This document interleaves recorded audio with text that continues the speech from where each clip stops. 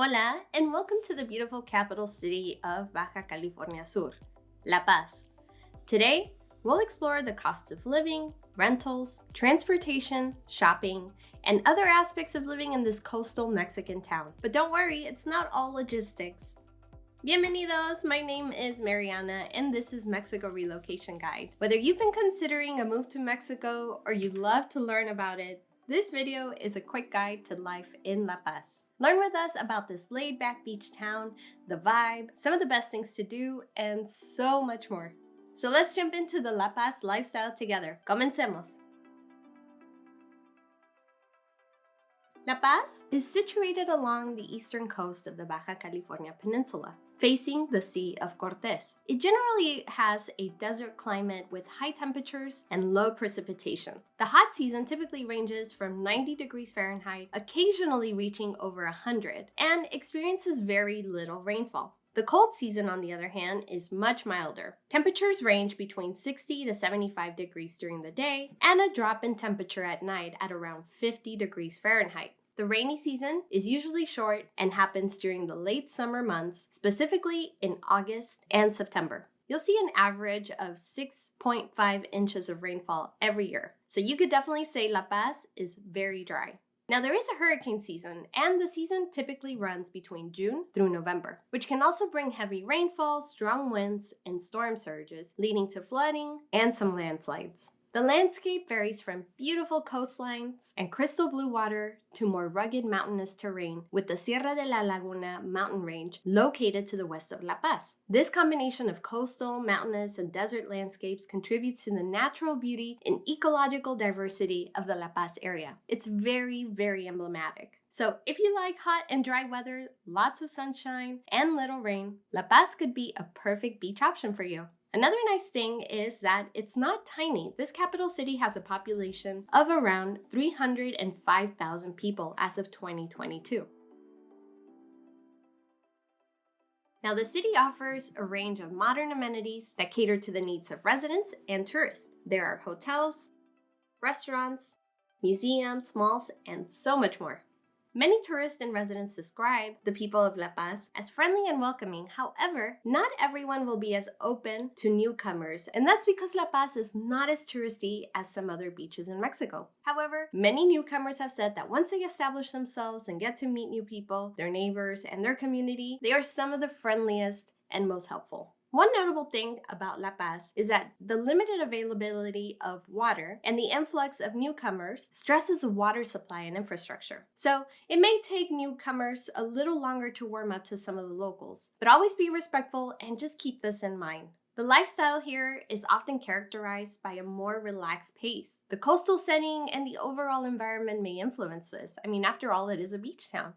There is a high season from November through April or May when visitors tend to make their way to La Paz. While it's not a major touristy town, it is becoming an increasingly beloved ecotourism destination for both Mexicans and also foreigners. Now, you may find that some people working as hotel staff, tour guides, and restaurant employees who speak varying levels of English. But don't expect La Paz to be like the nearby vacation destinations of Cabo San Lucas or San Jose del Cabo, where basically everyone speaks English. It's always helpful to have some basic knowledge of Español, as this will enhance your ability to navigate daily activities and communicate with locals who may not be fluent in English. It also shows the locals that you care about their culture and language. So I would say that overall, La Paz is a perfect place for a slow-paced, relaxing coastal lifestyle without giving up too many modern conveniences. It's really a great place to live. Now let's get into what are some of the best neighborhoods to live in La Paz. Now we're going to cover a few areas that foreigners tend to prefer. These are Esterito, Centro, Pueblo Nuevo, El Centenario, and Pedregal. The last two are a little further from the main areas of town. Each neighborhood caters to different preferences and lifestyles, so if you like to be right near all of the activities, mercados, and lots of restaurant options, then we recommend Esterito, Centro, and Pueblo Nuevo. These are all centrally located near many of these amenities. But if you prefer to live a little further out and enjoy having a view of the bay, then there is El Centenario to the south, or Pedregal to the north. Now, when it comes to rental prices, always remember that the closer you are to the beach, the more you can expect to pay. Having said that, after searching on popular sites like Inmuebles 24, Viva Anuncios, and Facebook Marketplace, I gathered a range of what you can expect to pay for long-term rentals in La Paz. Now, it's not unusual to find a 2-bedroom furnished house starting at 18,000 and up to 25,000 pesos a month, not too far from the Malecón and downtown Centro areas with stores and restaurants all within walking distance. So this is a very popular area to live in. If that's more than you expect to pay for rent, there are more affordable options further from the downtown and beach areas. For example, we found a 3-bedroom, 2-bath furnished rental close to El Centenario for 15,000 pesos a month. However, to live in this area, you're going to likely need a car to get around. Now, if you want to live in a more private neighborhood with a great view of the water, close to the beaches, and have a lot of amenities nearby, Pedregal is known to be a higher-end area with larger rentals, starting at 40,000 pesos a month. And of course, these are just estimates. I'm sure you could find places that are cheaper and more expensive, but I would say a reasonable range can be from 15,000 to 25,000 pesos a month for a 2-bedroom, 2-bath rental close to amenities and activities. If you want to know what the exchange rate is for your local currency, I highly recommend using xe.com. I'll link it in the comments down below. Keep in mind that when you're planning where to live, consider factors like walkability, what amenities are nearby, proximity to grocery stores, what's included in your rental, and those kinds of things. It's always helpful to get connected with a local real estate agent who knows the city and the rental market. This can also help you to better understand the contract before signing for any rentals. So now that you have a pretty good idea of a range of rentals in some of the popular neighborhoods, what can you expect to pay for utilities for a 2-person household? When it comes to utilities, your highest bill is gonna likely be electricity. Now, due to the arid climate, you'll probably want to turn on the air conditioner to be more comfortable in La Paz. Even if you're used to coastal weather, it's gonna take some time to get used to the dry environment in La Paz. The local electricity service in La Paz is provided by the Federal Electricity Commission, also known as the CFE. You can expect to pay anywhere from 850 to 2,000 pesos for a 2-person household every 2 months, depending on your usage. Now, during the cool season, you won't need to use your air conditioning as much, so the bill will be lower. Water is managed by the local government, SAPA, and you can expect to pay around 150 to 300 pesos monthly. As with everything, this obviously depends on your household usage and, your lifestyle. But due to the desert climate, the region may experience periods of drought. Water scarcity can become more pronounced during dry seasons, so you should always be mindful of your usage. Now, drinking water in Mexico, everybody buys drinking water in large jugs called garrafones from their local supermarket. Or you can also set up weekly delivery by one of the local companies. Prices can range between 25 to 60 pesos depending on where you get it from and, of course, how much you buy.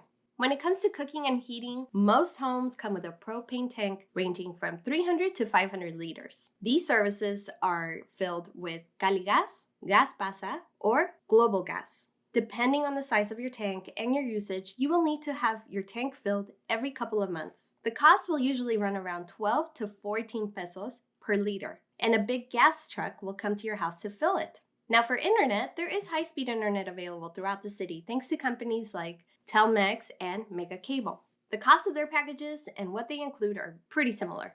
They start at somewhere around 350 pesos for the most basic internet package and up to 1,400 pesos for the fastest service available. Now, you can also opt for Starlink if you prefer satellite internet or you live somewhere where high-speed internet is not available. If you think this video has been helpful so far, do me a favor, give it a like and subscribe to this channel if you want to see more videos about living in Mexico. Now let's get into shopping. Now here at Mexico Relocation Guide, we always suggest shopping local first. So let's start there. In La Paz, there are 2 main mercados, or basically farmers market. The largest one is the Municipal Market General Agustín Olachea Aviles. I know that's a mouthful, so if you ever want to get here, just look for the main municipal market. This is a big traditional market where you'll find everything from meats and fruits and veggies to handcrafts, clothes, shoes, household goods, and so much more. However, this market is furthest from the center of the city. Now, only 5 blocks from the Malecón, there's also another market called Nicolás Bravo, which is similar in size and has basically the same vendors, as well as several restaurants with delicious fresh food and also very affordable. Due to its location, prices may be a little higher than the municipal market, but the convenient location makes it worth it, especially if you live in this vicinity. These markets are a great place to practice your Espanol and interact with the locals, as well as try a myriad of fruits and vegetables that you've probably never seen before. There's also Mercado Francisco Madero, which is one of the artisanal markets in town. It also has some grocery vendors and restaurants, but mostly handmade leatherwork and clothing, so this is a great place for you to find unique gifts. If you don't want to go to these main markets, every neighborhood also has the local tiendita, which is basically a small convenience store. They're also called Tienda de Abarrotes. Here, you'll find household staples like canned products, fruits, vegetables, snacks, dairy, beer, cigarettes, things like that. You'll notice specific stores like cremerias, which are dairy shops, carnicerias, which are butcher shops, frutas y verduras, which are produce, panaderias are bakeries, and these are just some examples. These are quick and easy options for grabbing a couple of groceries without going too far from home. You should also ask your neighbors about their local tianguis, which is basically a farmer's market that only pops up on specific days of the week and only during the day. You can also find several organic stores where you can find more specialized food items. And on Tuesdays and Saturdays from 8 a.m. to 2 p.m., there is another pop-up artisanal market right off the Malecon where vendors come to sell jewelry, organic foods, art, and other household decorations or goodies. These vendors come from various cities and offer some very unique products you won't find anywhere else. Now, there may be some products and brands that you just can't live without. For these, there are several big box supermarkets. The most common ones are Chedraui, Soriana, and Walmart. These generally have everything that you need in one place, so it's pretty convenient. If they don't have the brands that you're used to, there will be the Mexican equivalent for most things, which is a good way to try new things and also save a lot of money. Chedraui has sales on Tuesdays and Wednesdays for items like produce. While I normally recommend shopping for these things in the local mercados, it's another good option if you need it, or maybe if your mercado is closed for the day. Do remember that because of the discounts, it will be busier on these days. Other days that you'll see an increase in people shopping at big box supermarkets, or anywhere for that matter, is at the beginning and the middle of the month, because that's payday. Now, if you prefer to stock up on groceries, then you may decide to get a membership at Sam's or City Club. These are big box stores that sell most of the same items as the other supermarkets, but in bulk. You'll generally find that these stores are in plazas or strip malls with several other small stores nearby with a variety of services that you may need for daily life, like, for example, a salon, restaurants, or even a small gift shop. So how do you take care of yourself? What happens if you have a medical emergency? Well, when it comes to healthcare services, La Paz has really good options. First of all, there are plenty of pharmacies and consultorios in town. Consultorios are small private practices, usually next to a pharmacy, where a doctor can quickly give you a consultation for a very small fee. For example, there are Dr. Simis with Farmacias Similares. These are the perfect place if you have a cold, a stomach bug, a rash, or some other minor issue. There's a doctor on site who will give you a checkup and prescribe medication if you need it. This service costs only 50 pesos out of pocket. That's about $3, with no need to use private insurance. It's very convenient since they can write you a prescription on site and you can get it filled right there in the pharmacy. Now, there are also a lot of private and specialized clinics, as well as a few hospitals, like the Central de Especialidades Médicas, also referred to as Fidepaz. This is a private hospital located in the Fidepaz neighborhood of the city. There are specialists on site in a wide range of specialties, and it has a 24-hour emergency room. Now, if you have pre-existing health issues, you should check to see if there are doctors available in La Paz that can treat your specific condition. If you've been following our channel for a while, you know that I'm a big supporter of preventing instead of treating, meaning that you should try to maintain a healthy lifestyle with good eating habits and exercise, as well as taking care of your mental health. A morning walk on the beach or down the Malecon is perfect for getting some fresh air and clearing your mind. It also keeps your stress levels down, all while getting your steps in.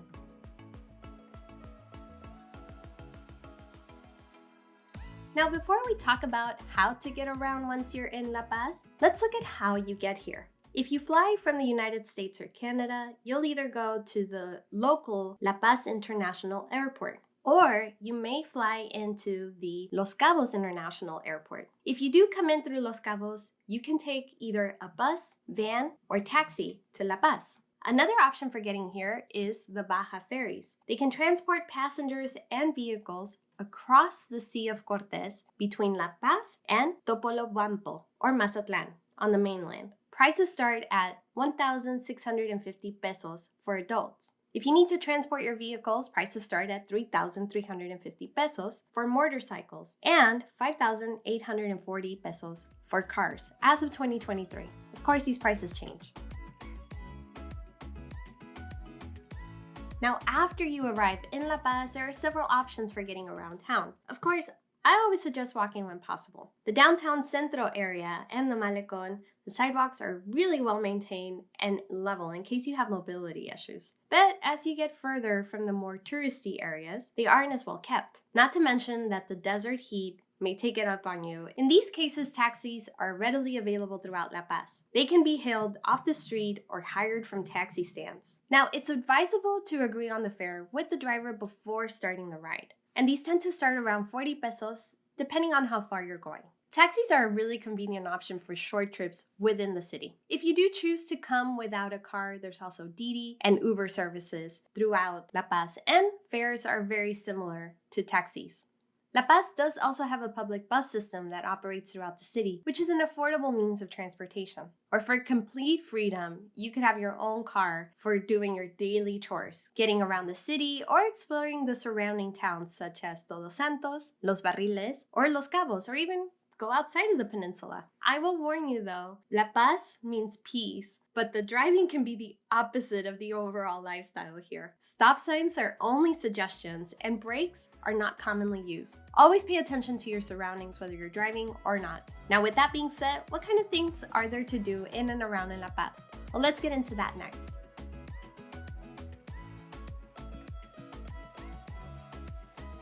First of all, La Paz is not a party town. You could say it's more of a family-oriented than other popular beach cities in Mexico. Although it is relatively small and laid back, you will find a few places to enjoy the nightlife. These are restaurants and bars along the Malecon where you can enjoy a refreshing, nice drink, fresh mariscos with music, and a beautiful view of the bay. This 5.5 kilometer Malecon, about 3 miles, is a perfect spot for a leisurely stroll to enjoy the scenery, or there is a bike lane that you can use to exercise. Biking is a great way to enjoy the scenic views along the waterfront and explore the city at your own pace. There are rental shops where you can rent bicycles, skates, scooters, or go-kart type bikes to explore the city. The main kiosco comes to life in the evenings. Families come out with their kids to run around and play. Sometimes there are events held right there on the water, such as concerts. Now, while there are beaches along the Malecon, it is not advisable to swim in them. But we can't talk about this coastal town without covering the beaches that you do want to visit. There are several beaches along the city's coast. One of the most recognizable is Playa Balandra, which is open from 8 a.m. to 12 p.m. and 1 p.m. to 5 p.m. Each 4-hour slot has a capacity of 450 people. The guards at the gate will give you a safety briefing as you enter and remind you that you have until the end of your time slot to leave. Now, this playa, or this beach, is recognized for its crystal clear waters surrounded by soft sand and pebbled, rocky beaches, where you can lay back and relax, or if you prefer something more adventurous, there are several hiking trails. And don't forget to grab a picture with the famous El Hongo de la Balandra, which is a rock formation that has eroded over time, leaving a mushroom shape just over 3 meters high. You should note that there is a distinct area deemed too dangerous to swim due to the currents. People have died by being dragged away and drowned by these currents. So make sure that you keep notice of what those areas are.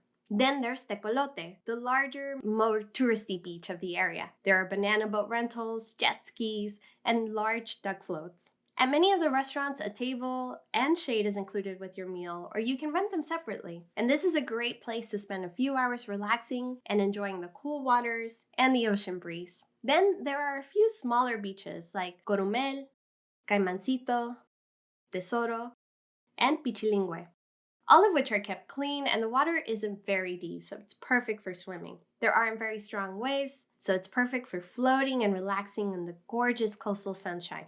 Now, if you don't have a car, you can head to the bus station and use the Blue Playa bus to travel to one of the many beaches along the route. These come and go every hour and generally cost around 130 pesos a trip. Now, given its coastal location, La Paz is known for marine-related activities such as fishing, boat tours, and water sports. Marinas and harbors cater to those interested in boating and sailing. There are several tours that take you to the nearby island, Espiritu Santo, and other tours for seeing and swimming with whales, sea lions, and whale sharks. As the late French explorer Jacques Cousteau once said, the Sea of Cortés is the world's aquarium. There are many gorgeous snorkeling and scuba locations where you can experience a little bit of the beautiful world that lies beneath these crystal blue waters. If you want more adventures, you're only a couple of hours away from cities like Todos Santos and Los Cabos, with various other activities for you to experience and places for you to explore. So needless to say, La Paz is a great spot to kick up your feet, relax, and enjoy the laid-back pace of coastal living.